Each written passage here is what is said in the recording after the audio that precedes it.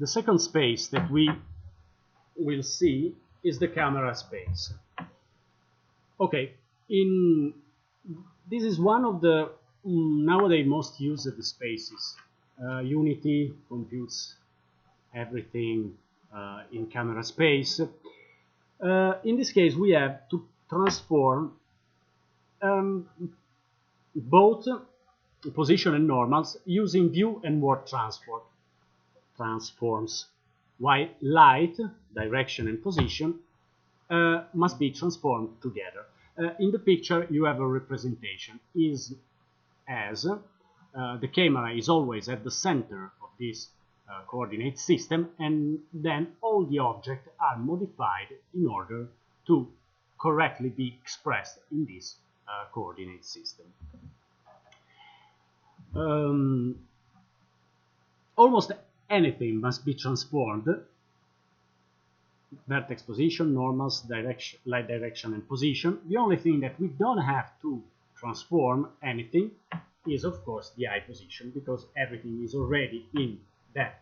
Eye position is of course in camera space because it is the position of the camera, so we don't need to move it. In this case too, we need three matrices to be passed to project the vertices: the usual WVP matrix, the position matrix and the normal matrix. For the light position, it is enough to apply the view transform to them. For the light direction, we need the inverse transpose 3x3 submatrix of the view transform.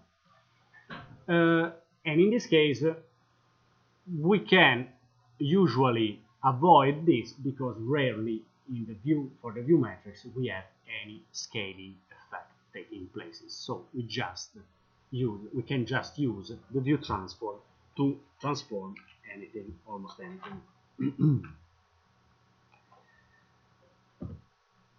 Eye position, of course, is correct. The observer direction can be simply obtained by normalizing the coordinate of the considered point, because, of course, if everything is relative to the zero, we already have that value. I must say that it's hard, unless you have again multiple lights, to see the benefit of the camera space. Usually the rationale behind the widespread application of the camera space is that for very large images, I put it short, it can avoid one operation per light per pixel usually. And the idea, which is in order to tune the performance for third-person shooter or real quick frame rates, can be quite something. Also, the idea is that after all, everything in the end must pass through this stage. Everything must pass through the view matrix. So why don't put everything there from the beginning? That's one of the idea for the utilization of the camera space. Let's try so to implement the same code we have before in camera space. It's not that great difference, but there are still some differences. Okay, so since we now have to move everything into the view, we need the view world matrix for using it. We have to create a variable that can hold it. So cube view world matrix.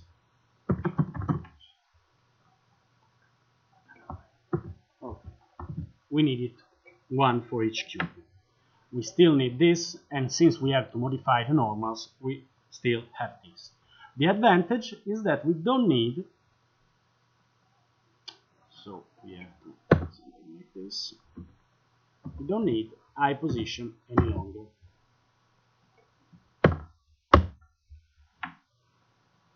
It can be inferred by the position of the vertex because it is relative to the 0, and the 0 now is the center of the camera, so we can avoid passing one uniform. There is a small advantage. Let me check if I have the correct utils in here. No. I have to switch to this utils here. Right. Because we need some more matrix tree support, so we have to change it. Okay. And since we need to modify a lot of things, also the light direction, let's move it here and be more clear.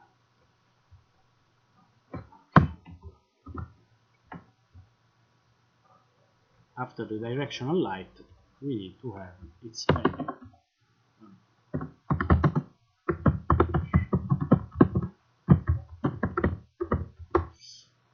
Since now we don't have any problems with directional light because it was expressed correctly in the same coordinate system that we intend to use, but now we have to modify it. So we have the original values of this directional light, but we also need a storage to put the modified version of it. There is a new float array. Okay, new float array. Okay, it will be a vector tree. So everything about eye parameters is no longer required. We don't need the observer position, and of course we have at least one less shader handle to be taken. We don't need it. Of course, where we go to okay, here we have to make some more strict modification. For the cube, it's no longer possible to use just the cube word matrix. We have to make some further modification. Okay, so we simply take this off.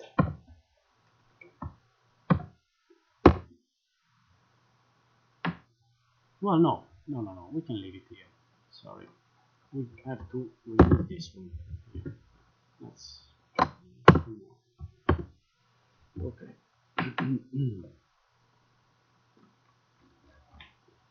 View matrix. We don't have to use the view matrix only for the camera, but we need to apply the view matrix along with the word matrix to many things.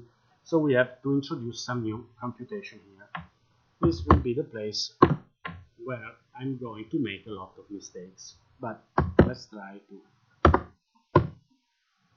static matrix tree, view matrix tree, which will be the 3x3 version of it.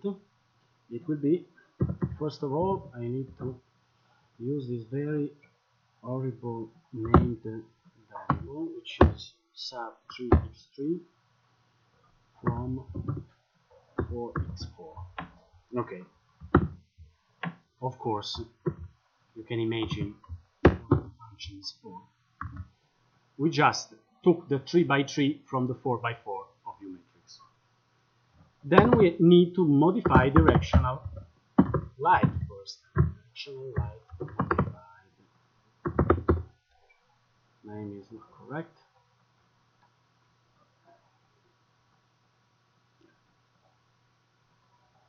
Okay. Utils dot apply matrix 3. We need the multiplication of the matrix, this one, for the light vector in order to achieve what we intend to have. Okay. For directional light.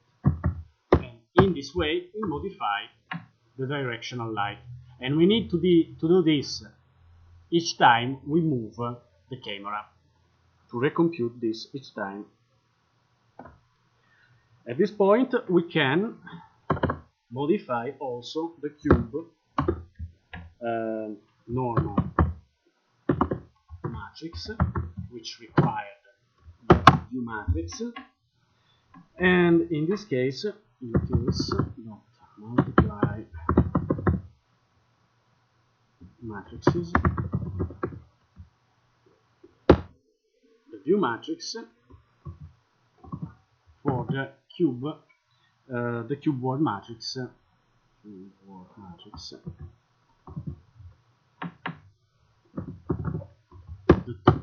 element. Okay.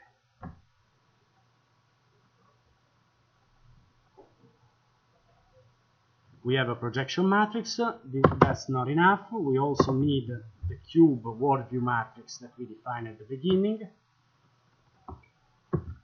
View word matrix.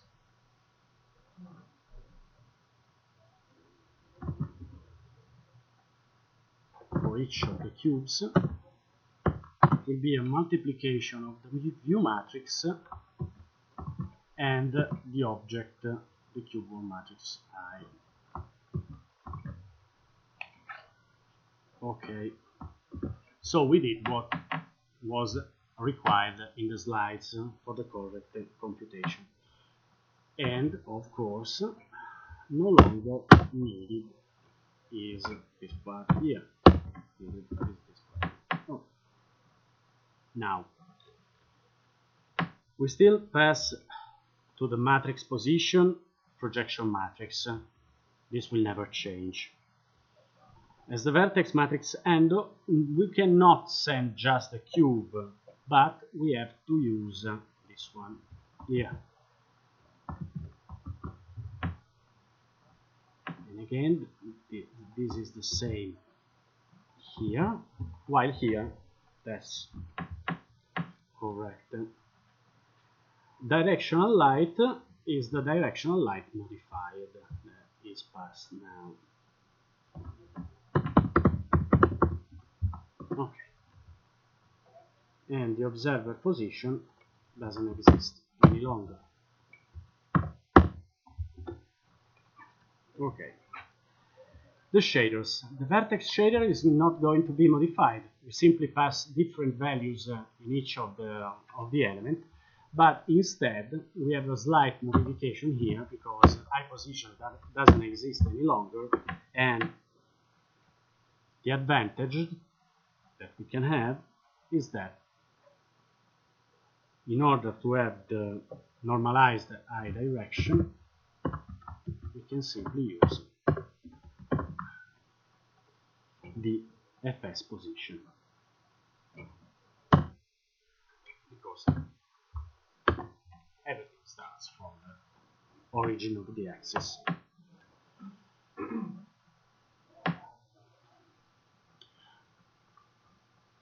And the sad thing for this lesson is that you change a lot of things in order to see exactly the same result, which is, I admit, very, very boring.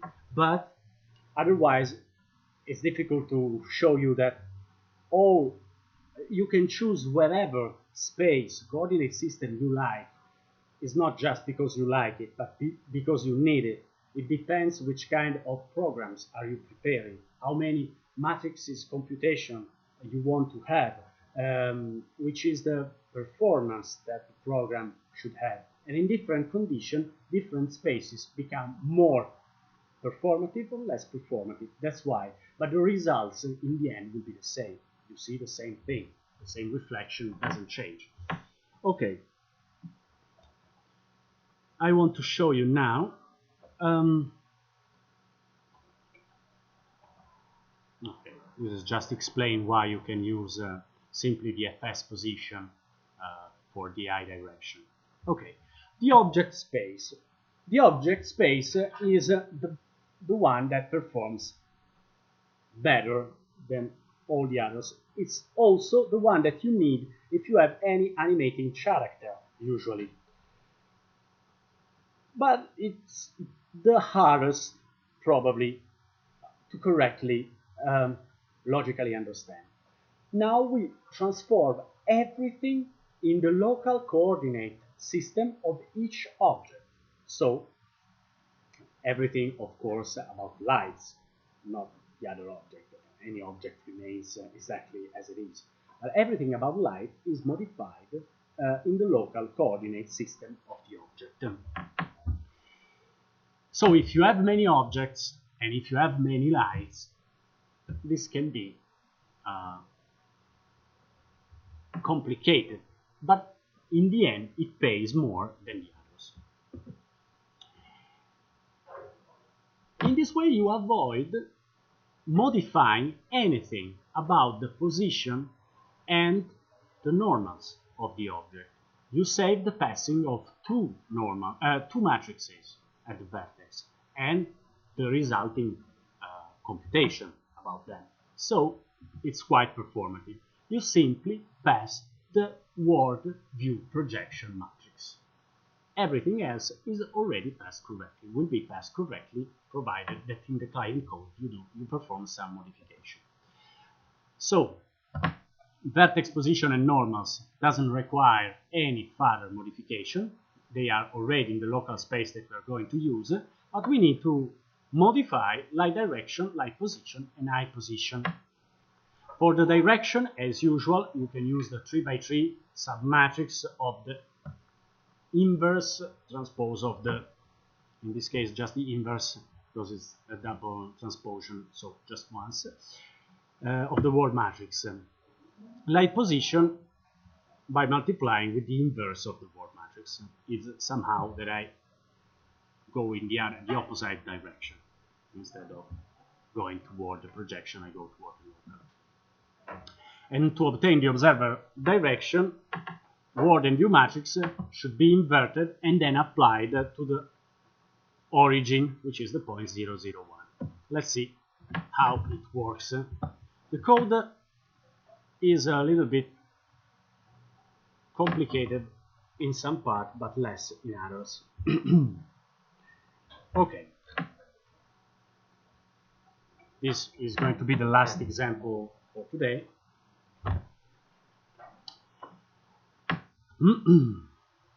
Cube word matrix is still required, but now we need, and also the projection matrix. What we don't need any longer are those two matrices. We don't need cube normal matrix and cube view word matrix. And since we just need one matrix, normal matrix handle and vertex matrix handle are not required. Instead, eye position returns in the play. Okay.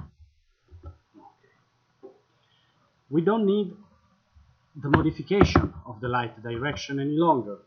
That one is more than enough. But instead, we need the observer position, which will be recomputed for each of the objects. And since we have 4 objects, we need 4 different observer positions because they will be relative in different ways to the different objects. And also we need 4 light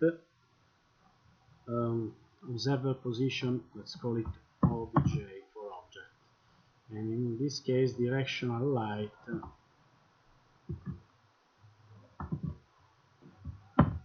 for any object. Okay, we need them 1 for each of the objects. We have 2 less matrices, so we don't need those 2 lines any longer. But we need eye position back.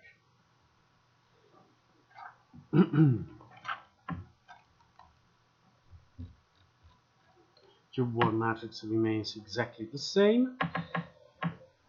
And here we don't need the view matrix 3, the directional light modified, those 2 are no longer needed, and also the cube normal matrix, because the normals are not required to be modified.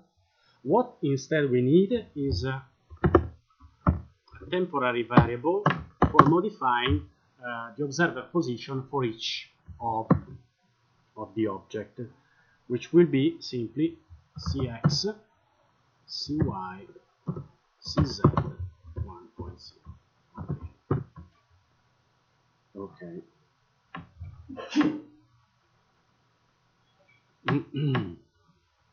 Cube normal matrix is no longer required.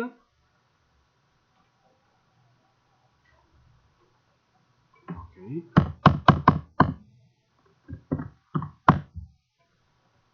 And we need to modify the light direction and the eye position,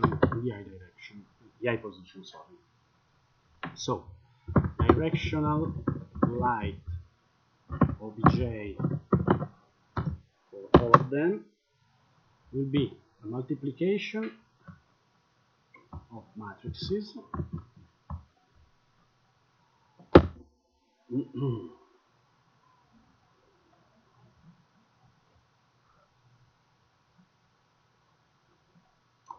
remember the name should be matrix 3.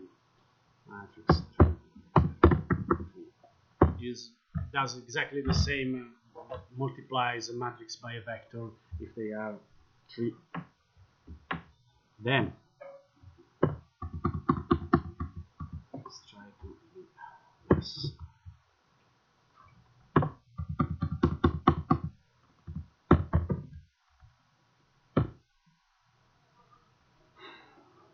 Inverse of the transpose matrix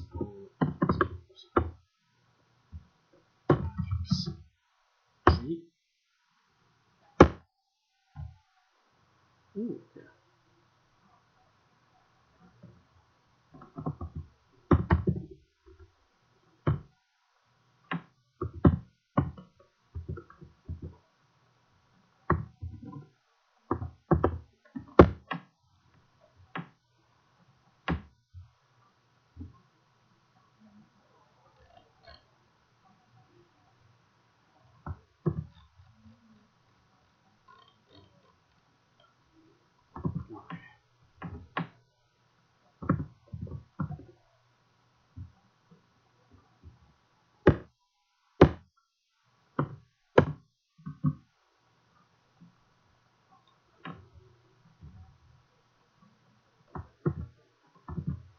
Okay, let's see.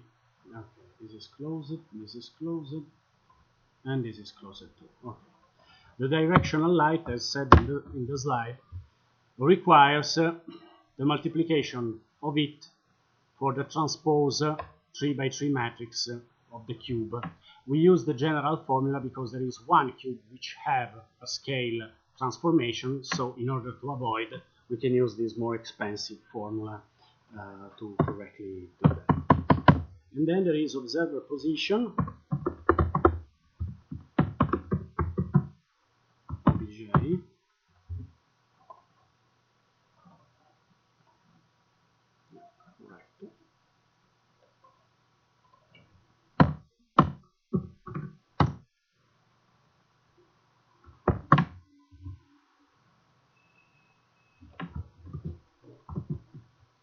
Which is simply the multiplication of a matrix by a vector.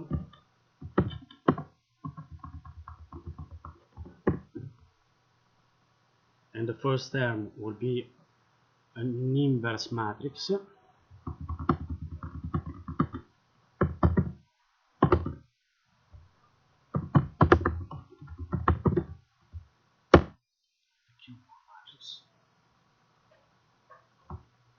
And the vector, of course, will be the item that we just created here. Okay.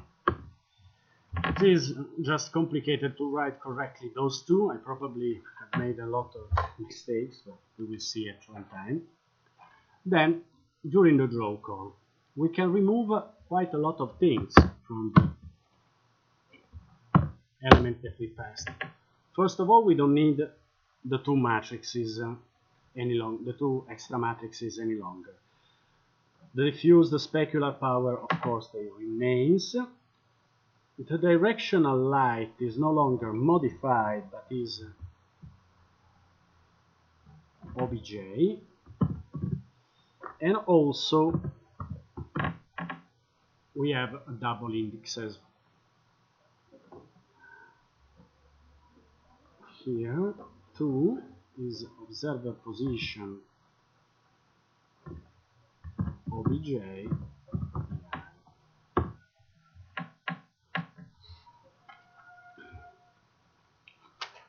In the vertex shader, we don't need any longer this line and this line, meaning that also those are no longer required. And simply we can add that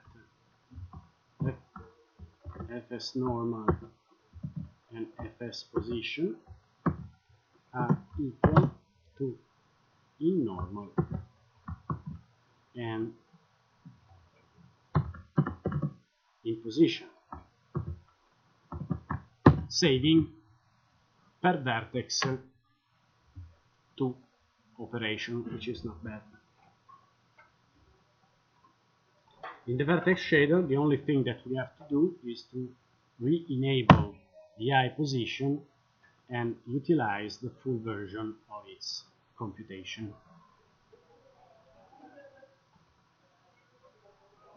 Okay.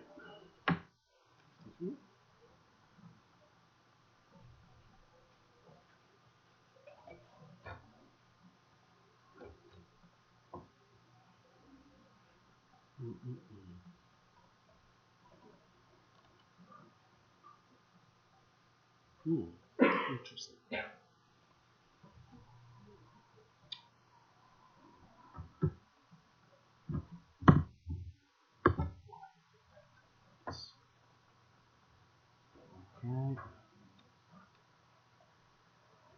Again, speaker for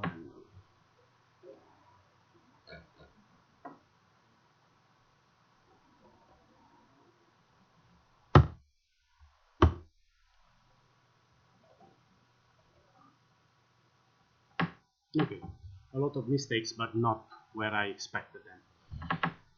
Again, no differences sadly, but again, this is another way for computing exactly the same thing. Before finishing this lesson, I want just you to show the example, the last example, which is in static space. In static space, you have that local and world coordinate of everything that you want to draw are exactly the same. You don't place objects around the scene. You simply have all the scene modeled with everything in its own place, and you are not going to move anything of it. So this example would be much more simpler because it is not possible to have the effect of animation of one cube. The cube stays exactly there, and you don't have 4 cubes, you just have one. If you want to have 4 cubes, you have to create the 4 VBO.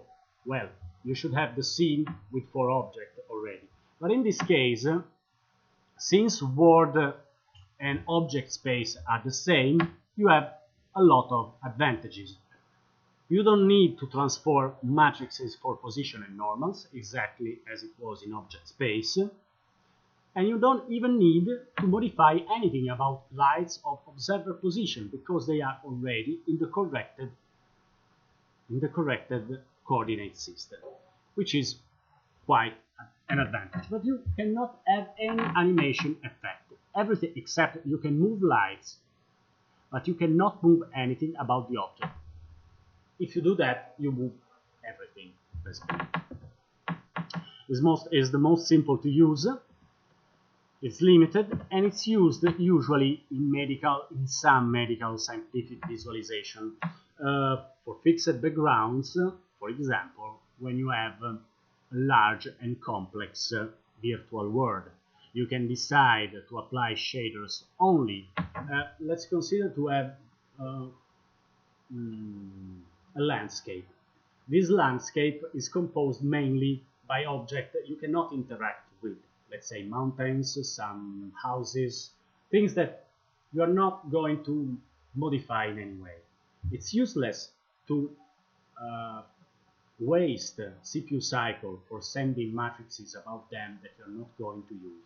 So it is easier for rendering those parts that you use a static space. So you don't put any extra effort in drawing that part. Instead, you reserve all your computational power for those elements that you want to animate or just move. Here you have a brief summary. I'm going to show you the example of the static space, but here you have a summary which can be useful for exam preparation.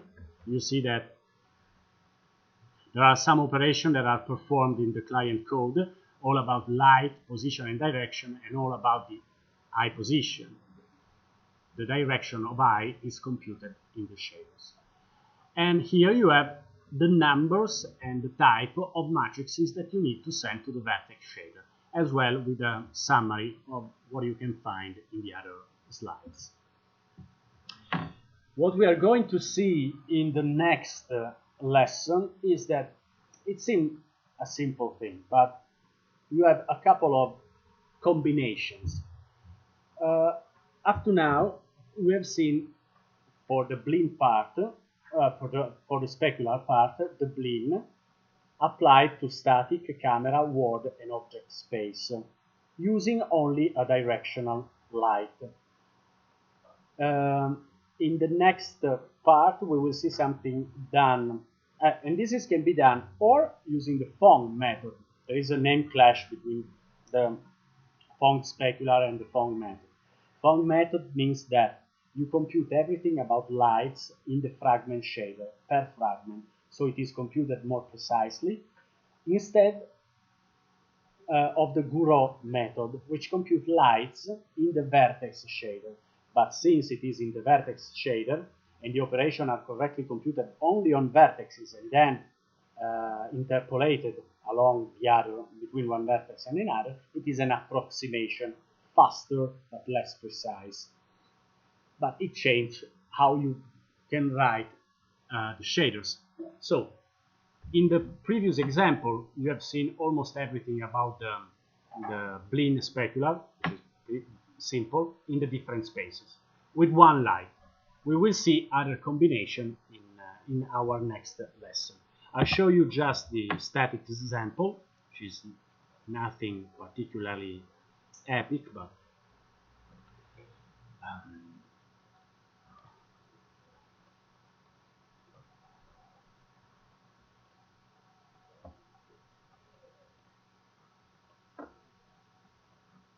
okay. First thing, of course, is that nothing moves.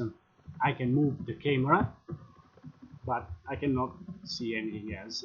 And I see the same reflection that I have seen before.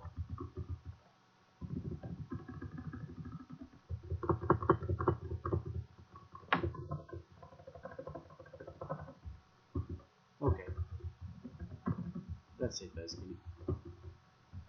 And the code, talking about the code,